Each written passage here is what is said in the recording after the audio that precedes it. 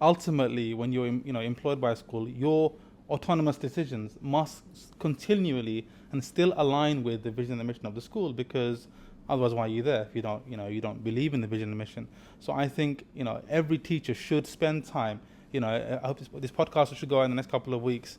Should spend time just learning and appreciating and having conversations about with senior leadership. What's the vision and the mission? Telling me about rationale. How does this work? And once you've had this conversation, this will help staff to, like you say, buy into it. I think one really exciting thing is when schools take it right down to student level and even involve students in these discussions around like student learning profiles or graduate profiles.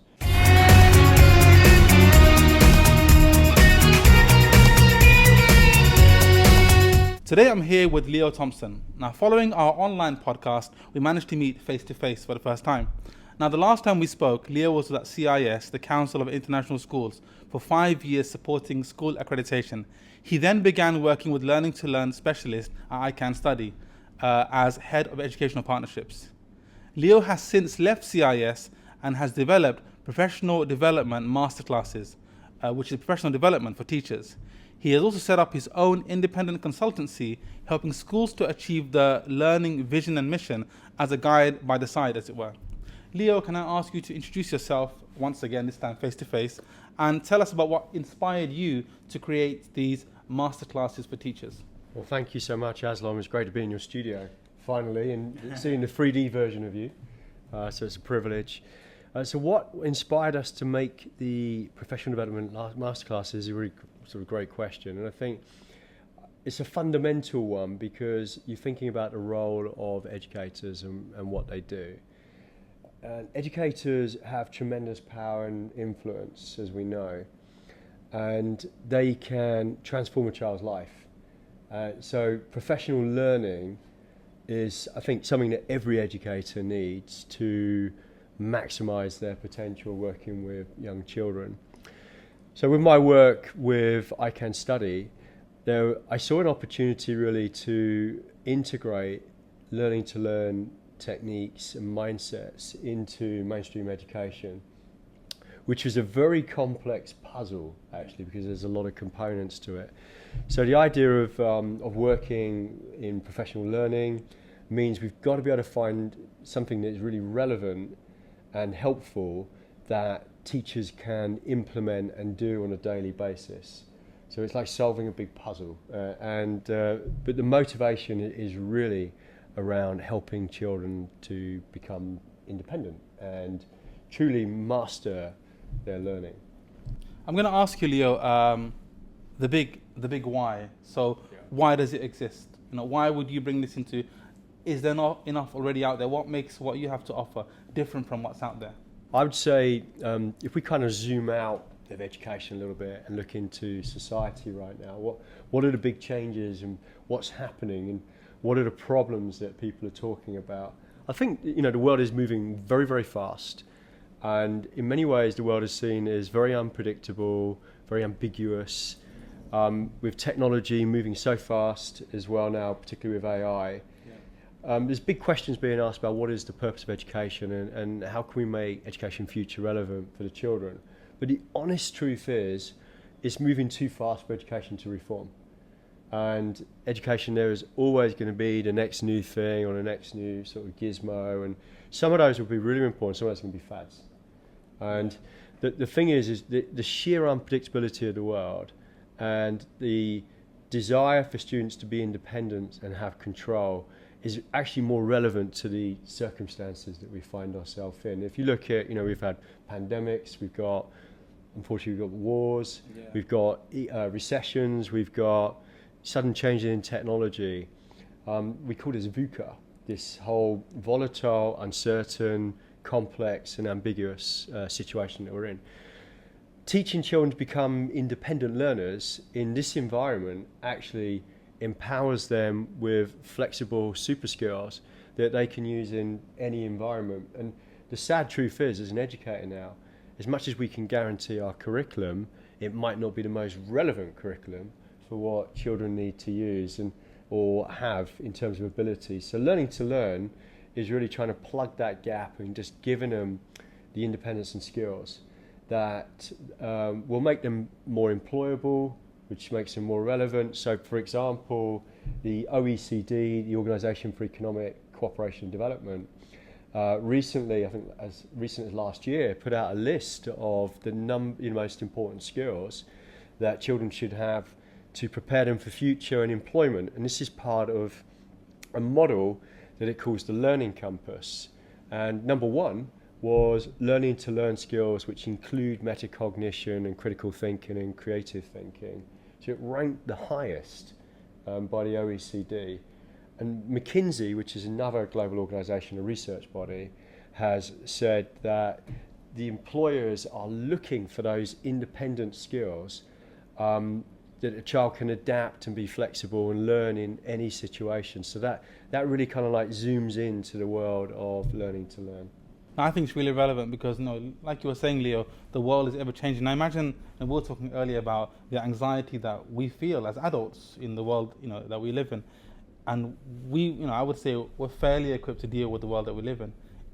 What's it like for a teenager right now to look at the world, to look at all the news and to look at what's happening, thinking, what's the future going to be like? Because this is not the future, this is just the present. The future is going to be entirely different. So, I would imagine that a lot of young people might have a lot of anxiety and worry and might feel ill-equipped. And I would imagine that learning to learn would give them the tools, and the skills and the mind frame to deal with that world that's ahead of them.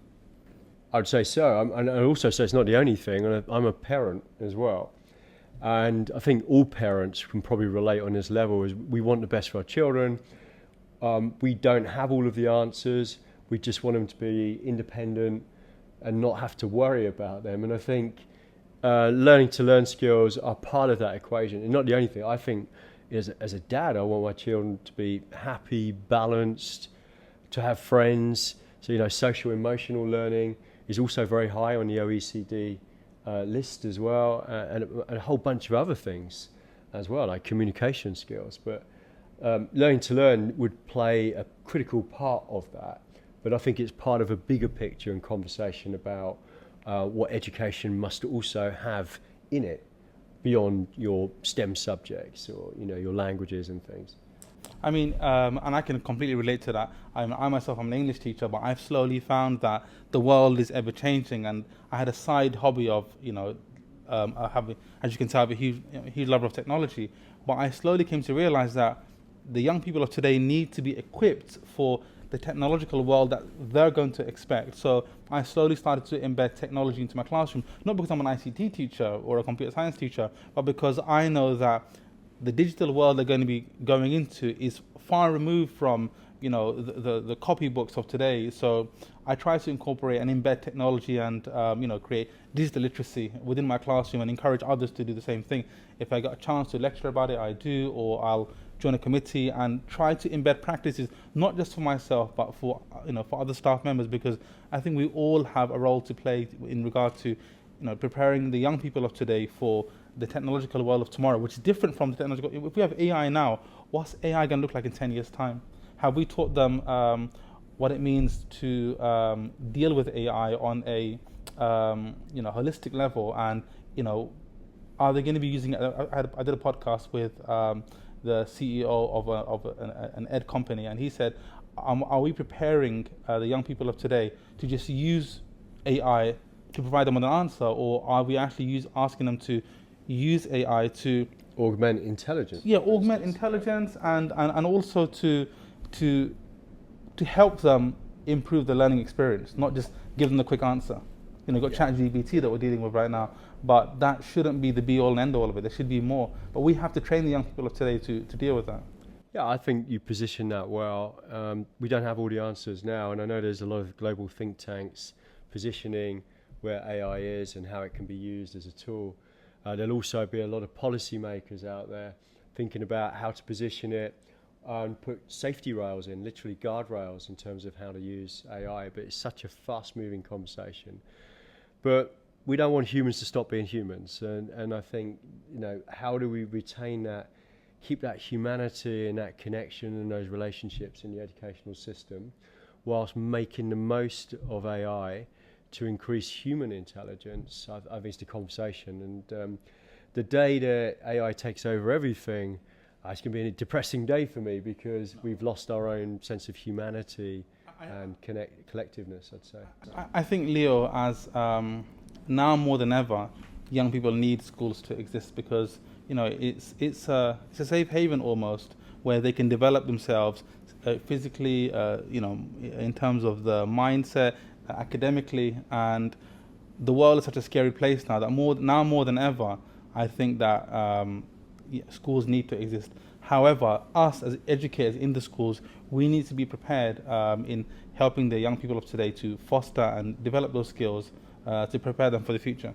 I agree 100%. I think one of the big dialogues nowadays is what is the identity of a modern teacher, and what sort of role do they have? I mean, there was that day when teaching was a didactic thing, where you were the sage on the stage delivering information which was gratefully received and then regurgitated in exams, and that might still be the case in certain parts of the world. I think the role of a modern teacher, as long as you're a motivator, you're a facilitator, you're a consultant, you're a guide by the side, even a meddler in the middle. Sometimes it's probably more me, and I think that, teaching needs to be reframed. And what is it? Well, what is that human connection? What is the value of that when an adult works with a child, and what is the impact that they can have on that child still, regardless of technology? And if we removed all technology, it would be an interesting experiment to say, okay, what have we got now, and what's really sacred that we need to keep hold of? I think definitely, and we are sometimes the first. Well, we're the first point of call, and our interaction with them that morning. What do you do if a child turns up late to your lesson? Do you reprimand them for turning up late? They may have missed breakfast. They may have woken up late because of a sleeping sibling. So it's all about those human interactions that will train them for how to have those interactions when they're older. So I think those skills, embedding those skills within teachers is vitally important. But I want to bring you back to learning to learn now and ask you the second big question, which is, well, what does learning to learn look like for? I'm going to ask you, what does it look like for young people in primary school? What does learning to learn look like for young people in secondary school, and then the teachers? Okay, there's three complex questions there. So I think what is really important to understand first and foremost is what is learning to learn, and I think some key concepts here which you will see. It's independence. So it's when you can learn independently of an adult by yourself.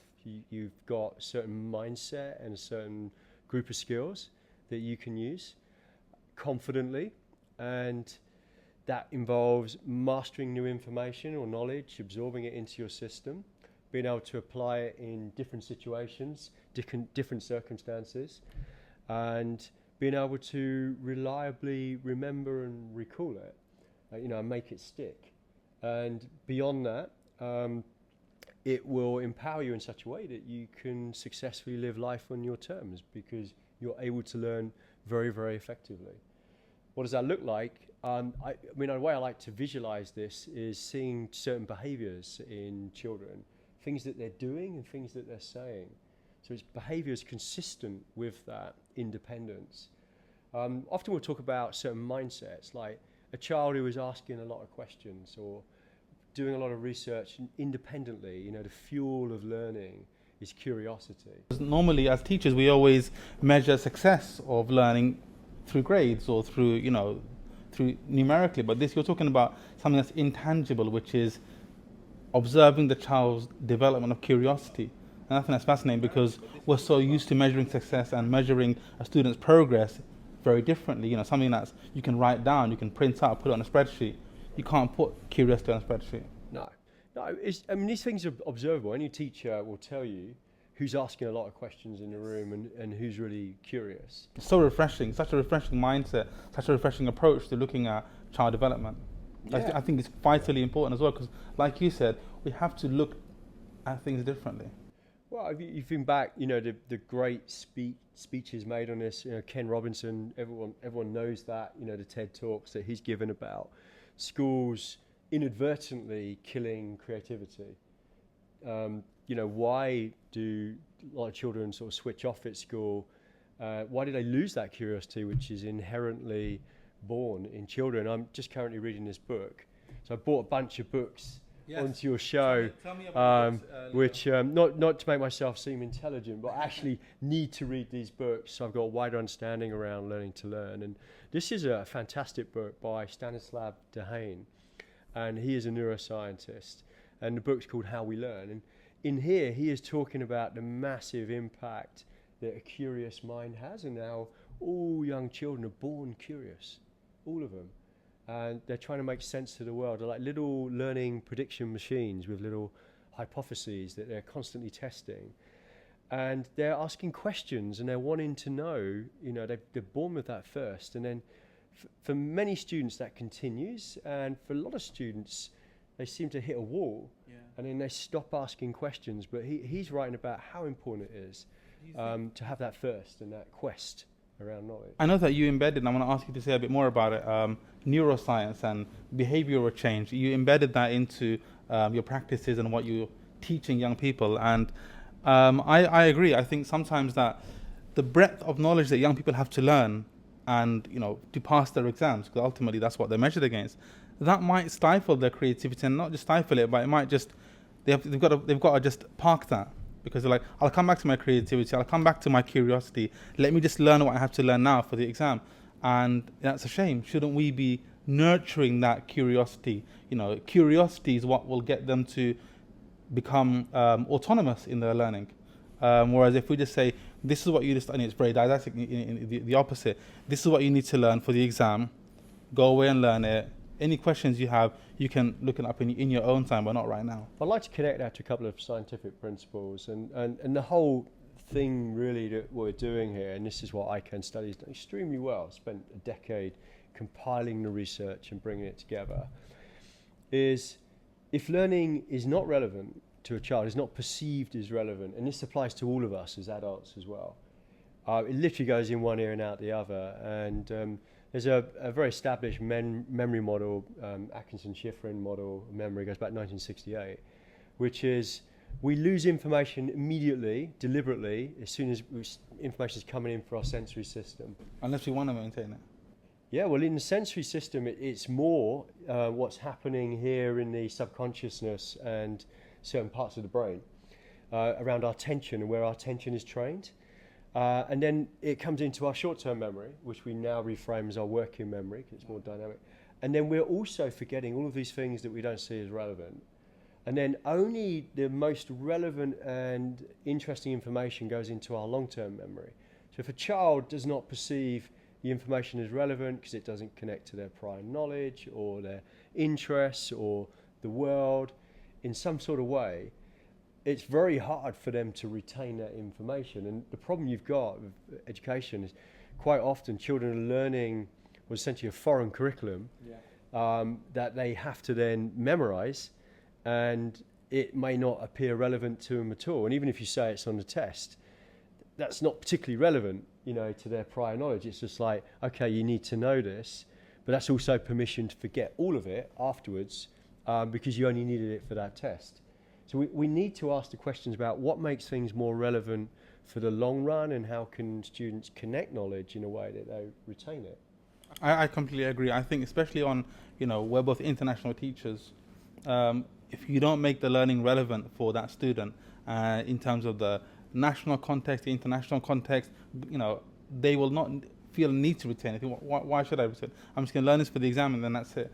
But if we tailor it, and it doesn't require much, it requires a little bit of tweaking, and that's where curriculum work comes in from, school-wide curriculum, including primary and secondary. If everyone is invested in creating a tailored curriculum which is bespoke to the students in that school, and it's not just there to tick boxes, but it's actually bespoke to the students, I think that will have a far greater impact on, when it comes to longevity and the students retaining what they've learned, because they'll be like, oh, well, this is relevant for me. I want to learn this, and I hope I remember this, not hope I forget this. Yeah. The ideal model, there's a lot of agency, there's a lot of choice and a lot of autonomy for children to choose things. We talk about students' voice and choice. As much as possible, knowing there are constraints in the educational system. Well, Michael Fullan, Canadian author and educator, talks about tight and loose. there's only so much looseness in every educational system where you can have that level of choice. But I'd like to kind of tie this idea back to the curiosity and inquiry. We talked about relevance. So imagine we've all got this topic-based curriculum with different units and different themes. It's required by some government or educational authority. Yeah. Just flipping topics or units round into questions turns them into curiosity or mini puzzles and things. And with the British curriculum, very solid, guaranteed curriculum. It's got a scope and sequence, broad and balanced. So you could take any unit or any topic and spin it into questions, and then suddenly you've got the curiosity trail. Yeah. Suddenly you're asking inquiry, and that makes it more interesting for children. So you're still going to meet your curriculum objectives, but you will have more attention, and attention is key. Educators will really benefit from just having another look at the curriculum and thinking, how could I tweak this into a question? And it's an ongoing question, and it's a great, set of questions to introduce at the start of units. These are going to be our ongoing sets of questions. We'll revisit them at the end of the term and see where we are. But don't think that we're going to have answered them. We'll just have some answer to what we're asking, but we're not going to have the full answer. And that, like you said, that'll create some curiosity. Most curriculums will say, these are our assessment objectives, this is what we want to achieve. But it's quite, looking at it from a student's point of view, it's quite passive. You're thinking, oh great, this is what I've got to learn today, or this is what I've got to learn this term. However, if you flip that, put those questions in, create them, create the questions in a way that they're ongoing, revisit them not just by the end of the unit, but even in the middle, and they can feed into your learning objectives, they can feed into your assessment outcomes. Then I think, like you said, that will spark that curiosity rather. 100% agree, and I think skilled and creative educators will find a way to ensure and guarantee that the children meet those learning objectives. But a child will take far more, if they can ask questions and if they can explore. And there's a space for project-based learning in there, flipping classrooms, anything that can make it more engaging, more relevant, and provoke their curiosity is going to lead to better learning and certainly better memory and knowledge retention. That's great. I want to ask you now, Leo, about your new venture, which is the masterclasses. Tell me about your masterclasses for schools when it comes to professional development. All schools have a vision and mission. How are you working towards helping those schools attain that? Sometimes they say a vision is something that you can see and you aspire towards it, but ultimately you're not supposed to really attain it because otherwise you've attained it. So how do you help schools do that with your masterclasses? Yeah, thanks for the question. I think there's a distinction between vision and mission. Vision might be where you're aspiring to be in a few years, whereas your mission is more your day-to-day sort of guarantee that will get you towards that vision over time. And I think it's good to make that distinction. The idea behind these masterclasses is going back to your idea of what schools are doing right now. And I don't know when this podcast will go out, but a lot of schools in the Northern Hemisphere are coming back right now. They're gearing up, they're getting ready, and they're looking at their goals for the year. They're looking at their strategic objectives, which usually flow from the mission and the vision and are coherent. And then the idea is learning to learn will actually meet a lot of schools' missions and visions around learning. They want children to be learning, they want them to be successful, they want them to be independent. So many schools talk about lifelong learning in their mission and vision, and that can't be a buzzword. I mean, it could be come over as a marketing sort of ploy, but if it's authentic, then lifelong learning is learning to learn skills and mindsets. And so it kind of dovetails into that. And it's a good time of year because teachers are planning, they're thinking of their units, the experiences they're going to create for the students. So it's a nice booster and a reminder about, the fundamentals of education. So that's kind of like the motivation and the timeliness aspect of this right now. No, I thought it's great to sit down with you now because I think schools could really benefit from the masterclass that you're offering, and I'll put the links in the description below of how they can get in contact with you.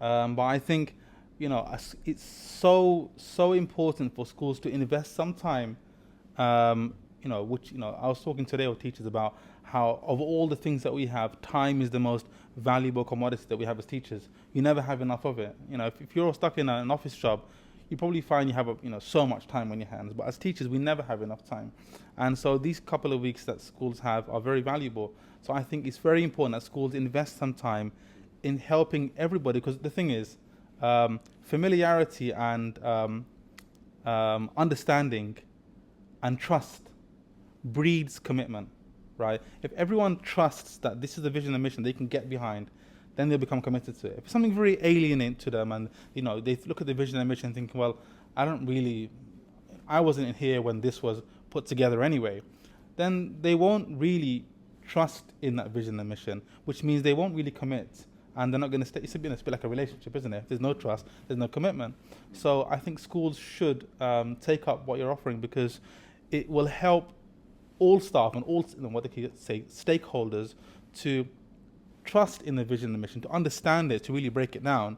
And once they do that, then throughout the year, of course a revisit's great, but at least for the first term, everybody will be committed to helping the school and helping the students to achieve that vision and mission on a day-by-day basis, not just the first day and that's it, but on a day-by-day basis. I agree. I think turn back in time slightly to my work with CIS, I think this not just CIS, but the whole point of accreditation organisations is to be strategic partners that help schools achieve their mission and their vision.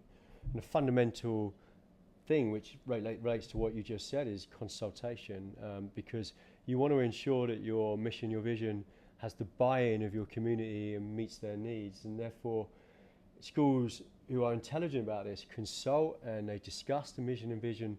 They review them periodically to make sure they are timely and they are still relevant. And a lot of people use, it's a bit of a cliche, the compass point. Yeah. The mission and vision is the North Star. And so these metaphors are just reminders that it's a promise to the community, and therefore you better make sure that where you're aiming and where you're saying we're going is relevant to everybody, not just the students, but obviously the teachers as well, and that they feel they're part of it and they're contributing on a day-to-day level through their lessons and through the learning that they facilitate. I agree, and I want to pose a question to you now, which is, what do you do when it comes to, so let's say stakeholders have been part of a school and they were part of the vision and the mission. How do you help new staff to buy into that vision and mission, which is already in place and already understood by the existing staff?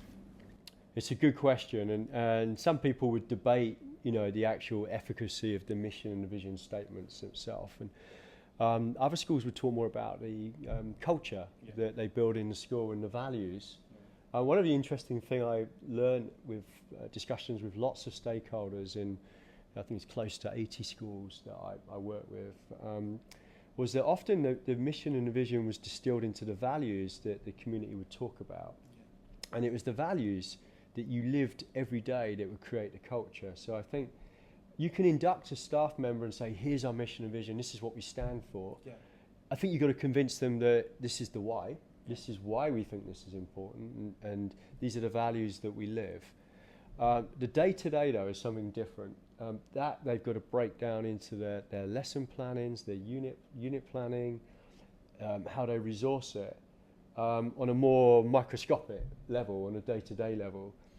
That's a different question, and I think that those are conversations that happen more in departments or at grade level than in sort of group meeting level or in assemblies and things.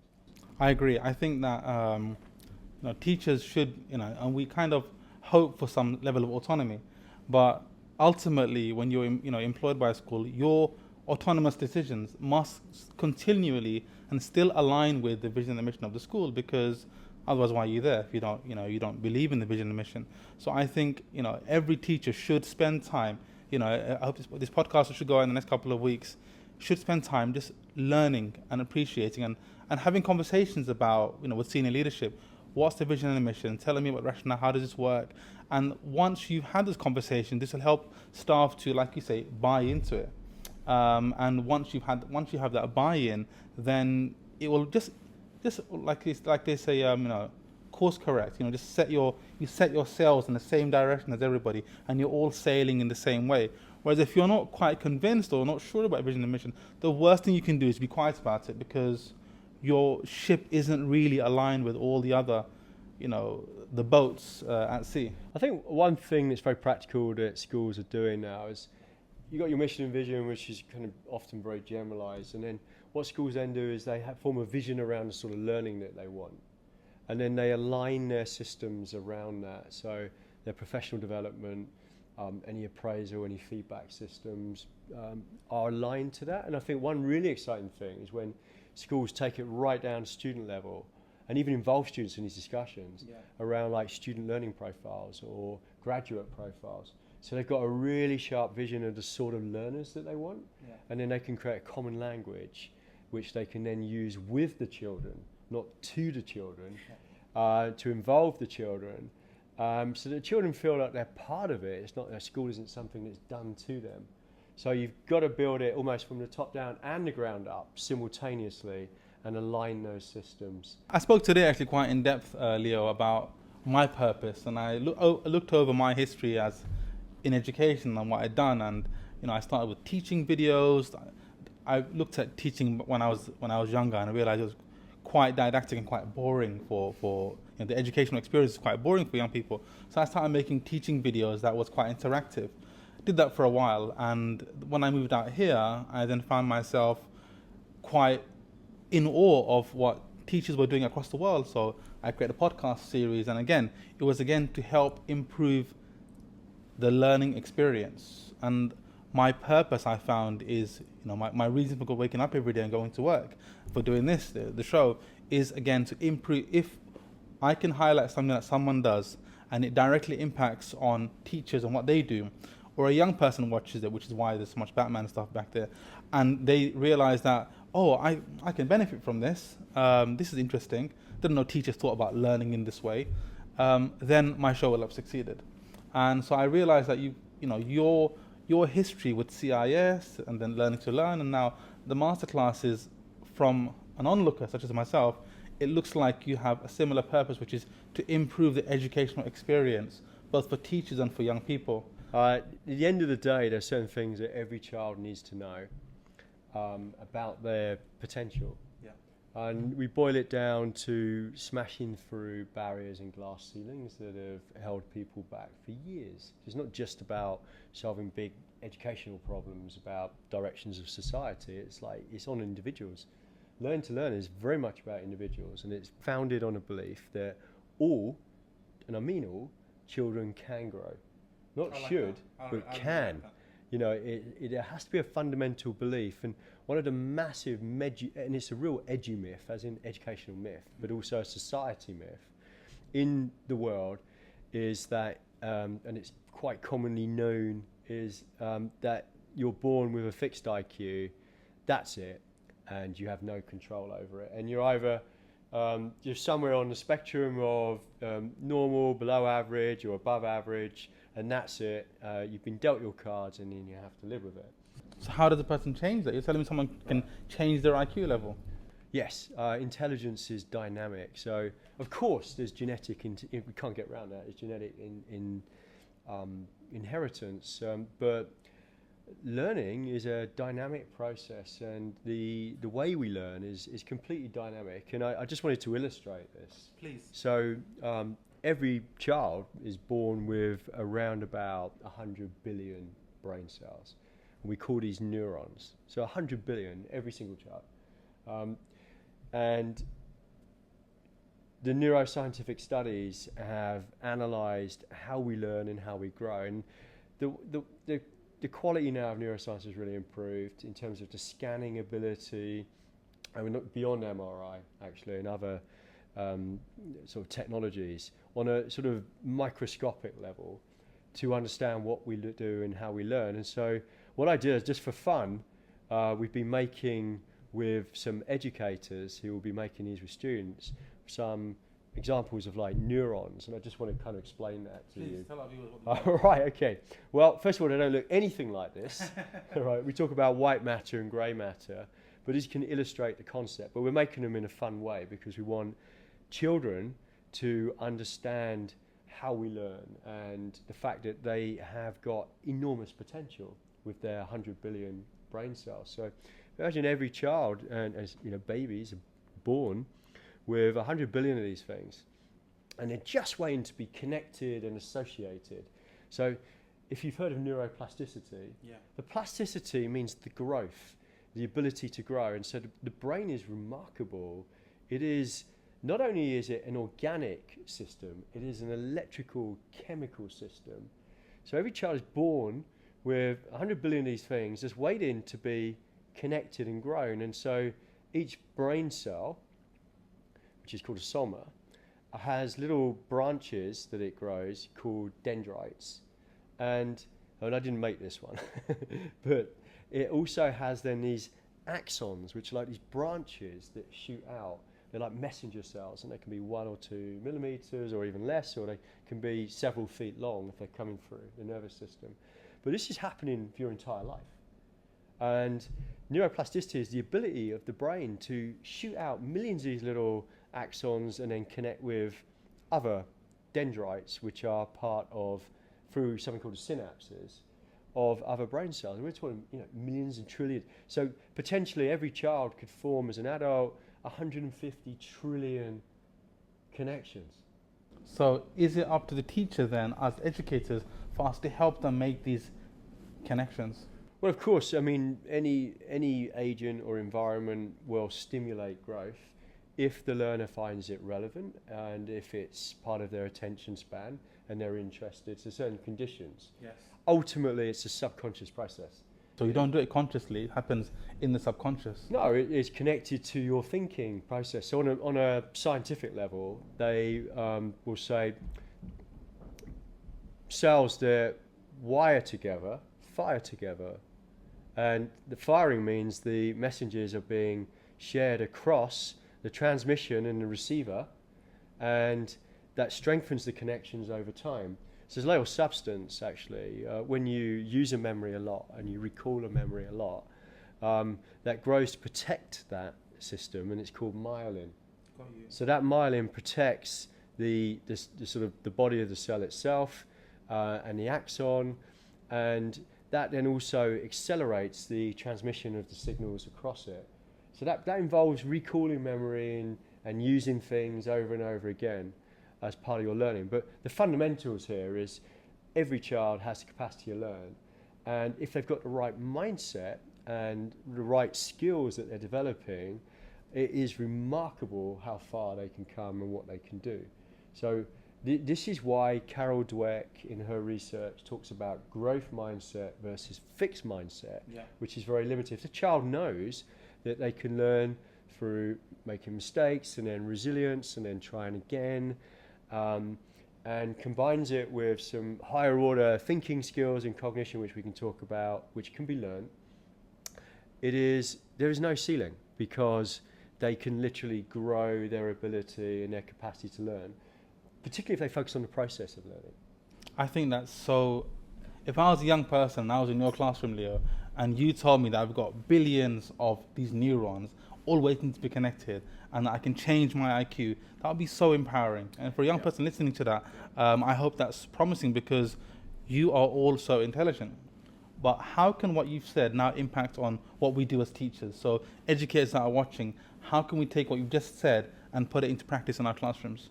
Have you heard of the Pygmalion effect? No. Right. So the Pygmalion effect is a play by George Bernard Shaw. Oh, I should know the works of Shaw. no, there's no test here. And then you've got a character called Professor Higgins. Right. And Professor Higgins is trying to support and advocate for this young girl called, I think her name was Eliza Doolittle. And he helps cultivate her, and she smashes through these kind of like glass ceilings or barriers in British society which hold the working classes back, and he helps her become more articulate and more capable, and she ends up being a debutante, and that illustrates the power of an adult to influence the beliefs of a child. Yeah, we all know, we've seen like celebrity videos where famous people have then said, I want to thank that teacher who believed in me and said that in me. So whilst the teacher isn't expected to be a scientist of learning or anything, If they believe in the child's capacity to grow, Yes. and if you believe in the fundamental concepts of neuroplasticity and transmit that to a child and explain it, tell them stories, give them analogies, it is amazing because it's planting the seeds of belief in the child's mind, which will, we say from small acorns, mighty oaks grow. Yes. It's that concept, Aslan. Yeah, I think what you've said really, really resonates with me, because sometimes a young person can have the academic ability, but the self-belief isn't there. And when that self-belief isn't there, if they're not matching up, then regardless of that child's ability, they're not going to do well because they don't believe in themselves. Yeah. And believing in a child's ability and articulating that belief and giving that encouragement can go such a long way in helping them, like you say, make those neurological connections, help them make that progress and development which they wouldn't have made. They have the ability, but they don't have that self-belief. Yeah. And I've seen students that do really well, and they'll come and tell me, "Sir, look, I've done really well. I'm so happy." I'm like, "Of course, I knew you'd make it." But I'll be like, "Give me 1 minute. I'm gonna come back." I'm like, "Where are you going?" They'll be like, "I'm gonna go into that teacher who said, I don't think you're gonna do well. I'm gonna tell them, look in your face." Yeah. And I said, "Well, why did that even happen?" As educators, we have to be the most optimistic people in our young people's lives. We have to be the most encouraging, because as a young person, as a teenager, you have so many questions, you have so much self-doubt. We even have that as adults. And we kind of look to, sometimes adults, we've got to look within ourselves. But as a young person, you look at, the adults around you to give you that push. And they're coming into school every day. We're the first point of call. We have to be the ones that give them that encouragement, because that encouragement, like you said, can go such a long way, and they will never forget that encouragement that you gave them, because it helped them foster that self-belief, that conviction. And I saw Adele call out one of her teachers, say, "This was my teacher." I saw so many, like you said, celebrities that didn't forget the adults who were the teachers in their lives that believed in them. It's a really interesting concept, because I'm sure we forget a lot of things at school, but we never forget the person who stood behind us or walked beside us. And I think this is what, we're going back, absolutely, and a mentor as well. And I think, sure, you want to share your passion for your subject or whatever it is that you teach, and that's a wonderful gift to a child, to transmit that passion, and that might lead to their future career. But here we're making a distinction between AI and humans, and I think this is something that a human can always give to another human, which is that sense of advocacy. I just feel that's a noble gift, and that's something that educators can give to children. It shouldn't be, fallacious or made up. No. But it's got to be genuine. But if you know about the fundamental principles of neuroplasticity and potential human beings, and you transmit that to a child, one-to-one, you have a conversation, then you're sowing the seeds for their future and their confidence. You know what, Leo, that completely resonates with me. I was talking to Sam Moyne, and he actually introduced me to the coach approach, and about the importance of teachers now having to learn the skills of coaching, because we can't just be their academic advisors, and the beacons of knowledge for science, for maths. We're much more than that. It's very important that teachers take some time. We're always interested in professional development and how we can progress, but I want people watching this podcast to think back, why are they in this profession? Because there's 3 reasons why people really work. It's because it's a means to an end, because it pays the bills. And if you're in teaching and for paying the bills, then you might want to reconsider, because it doesn't pay as well as an investment banker, for example.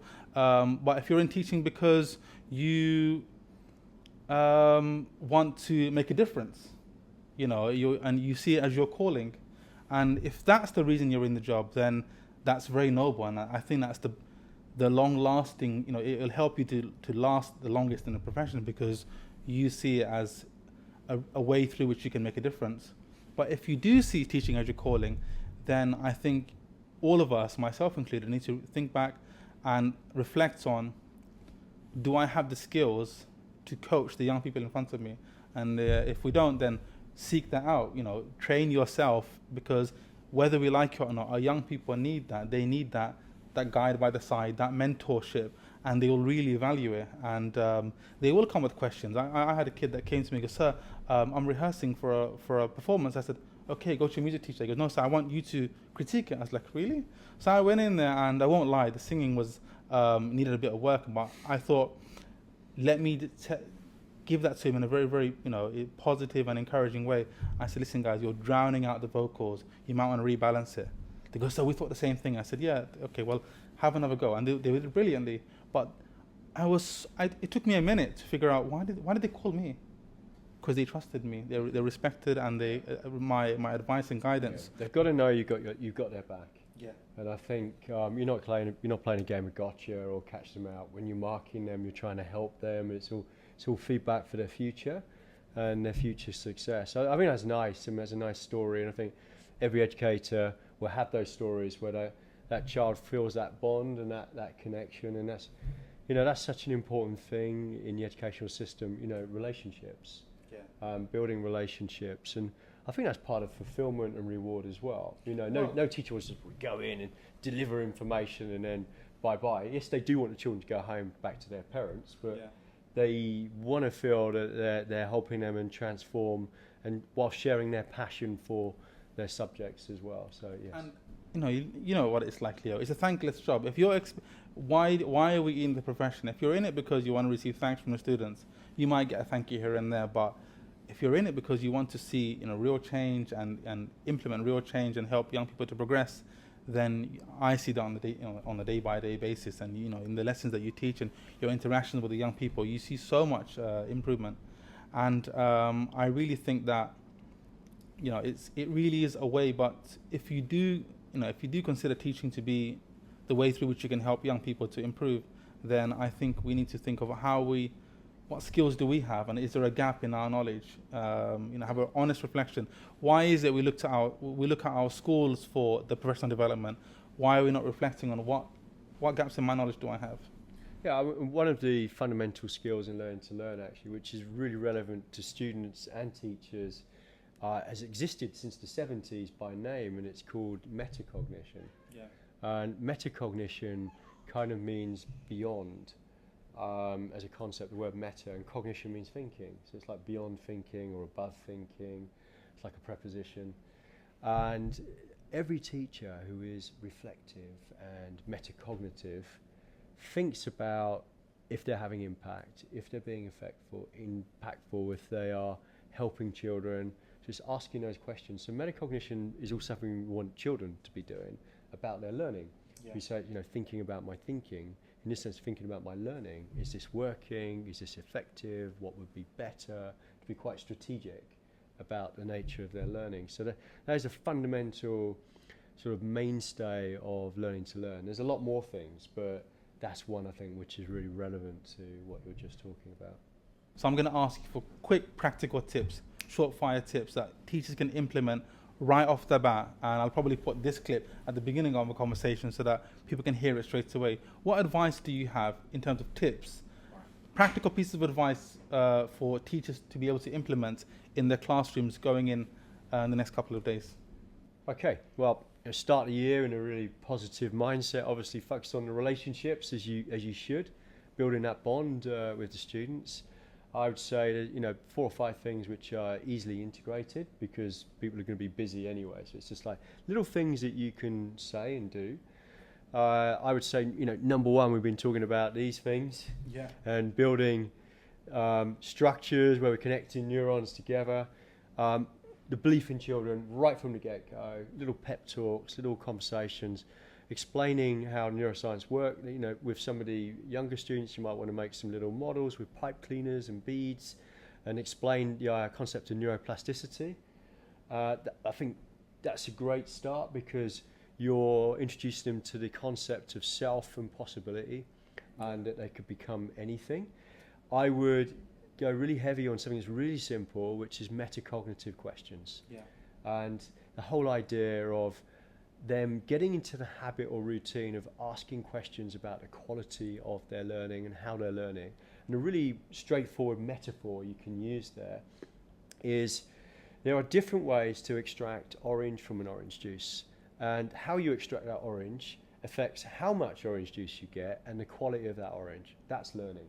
Yes. So if the child is thinking about the quality of their learning and you're thinking about the quality of your teaching, it's how can you get the most orange juice from the orange? And students starting to use these questions as a habit without the teacher. Yeah. And a curiosity or inquiry, and this is something that I Can Study teaches all of this for its online program really, really well, is getting a sense of inquiry questions that you own, you drive this, and a useful analogy you can use with children is getting to imagine that they're driving their car. Right. And that car is their brain. And I credit Donna Wilson now, which is a book, Drive Their Brains. And that's really great because the child realizes they've got way more control of their learning than they actually think. And one of the big problems in the education system is that children often think that school is something that is done to them, their curriculum is planned, their timetable is planned, their lunch is planned, the assessments is planned, their homework is planned. So a child needs to realize that actually there's way more controlling that can be done by using techniques like metacognition around their brain. I should add, by the way, a study came out in 1993 that showed that metacognition was the number one shared characteristic of high academic achievers and performers. Yeah. And the beautiful thing about this is it can be taught, and you can demonstrate and role model as a teacher how to use metacognitive questions. You can do think alouds, you can do talk alouds. So that, those are sort of quick win, integratable, easy strategies. And there's way more than this in the professional development, by the way. We do level 1 training, level 2 training. Level 1 is the theory and the key principles you need to know from the sciences of learning, not just neuroscience, educational psychology, behavioural psychology. And then level 2 is all about how you can make this practical and bring this alive in your classrooms. And so there's a lot more to it, but I think those would be quick win activities. No, I think it's great. I think teachers going in could benefit from. Imagine going into a classroom and thinking, "Oh, this is great. This is geography," and suddenly your geography teacher is talking to you about metacognition and about creating that curiosity. They think, "Wow, this is going to be a different year, isn't it?" And just building upon that will help young people to be ready, but to have, more important than anything, have the right mindset. But we'll lock in on that. I think we've all been watching the Olympics. Yeah. There's one thing I wanted to throw in. The mindset of the people you see performing at the highest level in the Olympics should be the same mindset that learners have in schools. I completely agree. And we list those. Growth mindset, desirable sort of difficulty where they push themselves and they challenge them, sort of a sense of practical optimism that through strategies and certain tactics that they can get better, a belief in marginal gains or incremental improvement. Even if you just focus on 1% a day, it has a massive compound effect. If you improve in something 1% a day for 365 days, I don't know if you're going to do the maths on the spot, how many times better do you think you would be in 1 year? Compound effect. I think I need my calculator. Don't worry, I'll take it. 37 times better. 37 times better? 3,700% better. If you just focus on 1% a day. So you don't have to say to kids, grow yourself overnight. Yeah. 1%, 1%. So this whole idea of continuous improvement, that's what it's like for top athletes and sportsmen. They're not going to halve their time overnight. It's because they've got this mindset which lends itself so well, and it is the same mindset it should be the same mindset for academics, right? They believe in themselves, their coach believes in them, their teacher believes in them, and they push themselves to become the best version of themselves. And I think, so all of these mindsets are things that are packed into our training, and into the I Can Study course, and then a whole bunch of practical skills as well that gel with those mindsets. Leo, talking about your idea of instilling that mindset, it's so important. This is a book that I've started reading, which is Schwarzenegger's book, and he talks about how he became Mr. Olympian. Forgot how many times he became Mr. Olympia, but he went seven time Mr. Olympia champion. He then became an actor. He then became a governor of California. then an actor again. And he talks about how his mindset was what drove him. He had the picture of the current Mr. Olympia on the wall, and he said, "This is what I want to become," and he manifested that in reality. And we talked about a lot of theory, and I want to just end on an anecdote of what does that actually look like. So when I came here 10 years ago, I had a student which was in my English class, and she's a very meager and very quiet young girl. But I encouraged her to make smart choices for A-levels, and she did. And against all the advice of her peers, she chose as a Qatari national to go into engineering, and that's not really a female-heavy profession. And I asked her, "So, what are you doing it for?" And she said, "You know what, sir? I would do this whether I was born a girl or a boy. So I'm born a girl. Why? I have a passion for it. I want to go and do it." I said, "You go for it." And she did. She went and did it. And I said, "Look, whatever talking about Arnold's word of the naysayer, what the naysayers say, just ignore it and you go and do it." And she said, "Thank you, sir, for believing me." She went away and she did her engineering degree, and she came back and she said, "Sir, thank you for believing me, the way that you did. I finished my degree now, and I'd like you to write me a letter of recommendation for my master's." I said, "Good for you. You go and do." So I wrote her a nice letter of recommendation, and she went and did her master's. And she finished her master's, and she's now an engineer for Qatar Airways. She develops the engines that make the planes fly. I've been on so many airplanes, I said, one of my students, who I believe she put that together, and she's now just applied to do a PhD on engineering as well, and not just breaking barriers in that front, but she told me that when she asked me to write a letter of recommendation for that, she said, "Sir, just by the way, just to help you with your letter, I'm now coaching football for young teenagers in Qatar, and I'm just got my certificate from the Qatar Football Association." I said, "That's amazing." She said, I'm telling you that, sir, because you believed in me." And I said, "Send me the application through," and I wrote the letter of recommendation. And writing it made me so happy that seeing that self-belief that I'd instilled in her had helped her to push barriers more than anything, and helped her to develop into the person that she has. And I felt so proud as an educator. Being in Qatar, that's one of the few things I'd be able to say, wow, that's progress. It's an inspirational story, and how inspirational was that person as well. And I think one way of really bringing those mindsets across to children, other than looking at Olympic champions, is getting them to find their own role models. Yeah. So, first of all, name those mindsets, explain why they're so important, but they can get them to lock in on their heroes and champions. I mean, Arnold now, bless him, is a little bit older. And, but there are very relevant champions and heroes that they can find who represent those qualities and emotional and mental characteristics, which will see them through and inspire. I think it's a lovely, inspiring story, and I think it's a really nice way to end.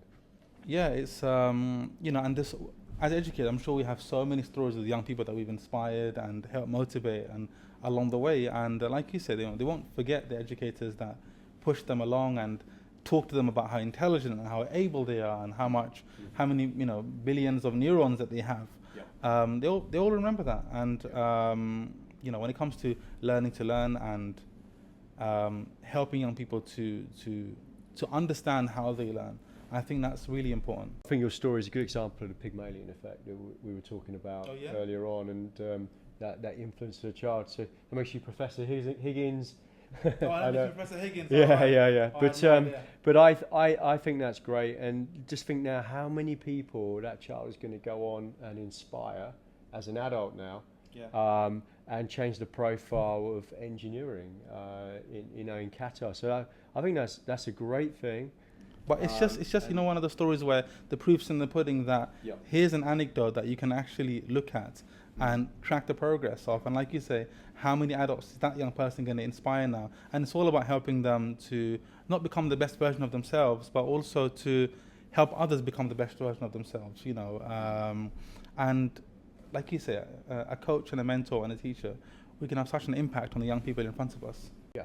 It's not just the skills. I think the mindset is a fundamental beginning point that we should just continue to get back to it and influence the children very positively whenever we can, and also have fun with them.